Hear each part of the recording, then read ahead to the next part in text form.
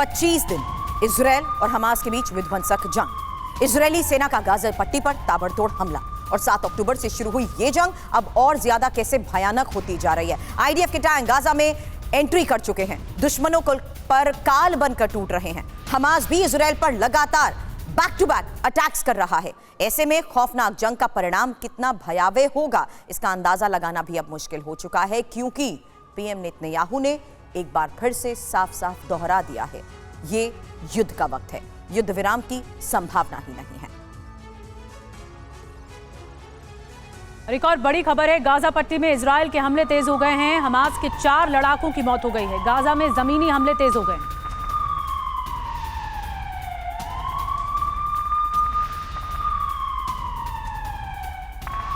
और इजरायल और हमास के बीच जो संघर्ष चल रहा है, गाजा पट्टी में इजरायल की सेना घुसकर विध्वंसक प्रहार को भी अंजाम दे रही है। ऐसे में इजरायली हमले में गाजा में किस तरीके की भारी तबाही हुई है, आईडीएफ की तरफ से किए जा रहे दावे को लेकर जानकारी है कि गाजा पट्टी में इजरायल ने जमीनी हमलों को और तेज करने का फैसला लिया है। और इंपॉर्टेंट यह भी है कि इजरायल के हमले में हमास के 4 लड़ाकों के मारे जाने का दावा किया जा रहा है।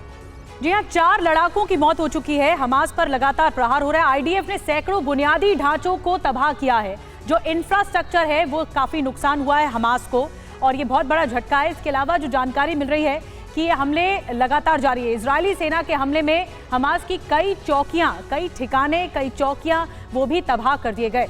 तो हमास पर प्रहार जारी। और ये अब जगहों के साथ साथ बताया जा रहा है कि आखिर किस तरीके से इन हमलों को अंजाम देकर लोगों को मौत के घाट उतारा जा रहा है। जहां आईडीएफ हमले में जमील बाबा, मोहम्मद सफादी, मुवामन हेगाजी और मोहम्मद अफदल्ला की मौत को लेकर भी दावा किया जा रहा है। ऐसे में घोष सर, एक क्विक रिएक्शन, ये बहुत इंपॉर्टेंट भी था, जहां उनकी तरफ से ये कह दिया गया कि हम उस तमाम इंफ्रास्ट्रक्चर को तबाह करके ही इस खात्मे की शुरुआत करेंगे। ऐसा हुआ भी, और यही वजह है कि उन ठिकानों को टारगेट किया जा रहा है जहां पर की ऑपरेटिव्स मौजूद थे। किसकी क्या भूमिका थी इसको लेकर बात नहीं कही जा रही, बट इतना जरूर साफ कह दिया गया कि ये वो लोग हैं जो सुनियोजित तरीके से हमले में शामिल रहे हैं।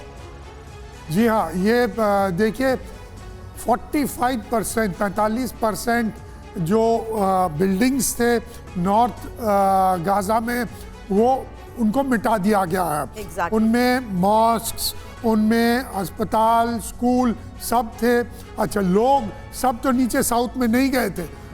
इजराइल ने कहा था कि आप लोग सब चले जाएं, लेकिन जाए तो जाए कहाँ, साउथ में कुछ है ही नहीं। वहाँ पर लोग क्या खाएंगे, क्या कहाँ रहेंगे। तो ऐसा भी था कि साउथ से फिर वापस नॉर्थ में आ गए।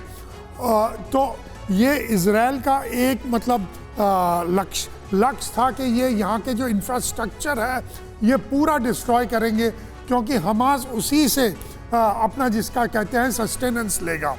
आप कह रहे थे कि बेंजामिन नेतन्याहू यानी बीबी जो वो क्यों बार बार शांति प्रस्ताव को ठुकरा रहे हैं, कह रहे हैं जब तक हमास ख़त्म नहीं हो जाता वो नहीं रुकेंगे। इसके कई जटिल मतलब कारण हैं।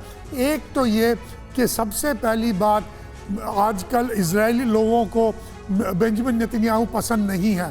पहले तो उन्होंने सुप्रीम कोर्ट को उसका रिस्पॉन्सिबिलिटी कम कर दिया, पावर्स खींच लिया, और दूसरी बात उन्हीं के वॉच में तो घोष साहब, फिर तो नैरेटिव ये बनता है कि अपनी साख बचाने के लिए, अपनी कुर्सी बचाने के लिए नेतन्याहू ये कह रहे हैं कि सीजफायर नहीं होगा ही नहीं, ये रुकेगी नहीं गोलीबारी। बहुत बड़ी बात आपने कही। एक बड़ी खबर जल्दी से बता दें, दक्षिणी लेबनान में गोलाबारी जारी है। हिजबुल्लाह ठिकाने पर भीषण हमला हुआ है।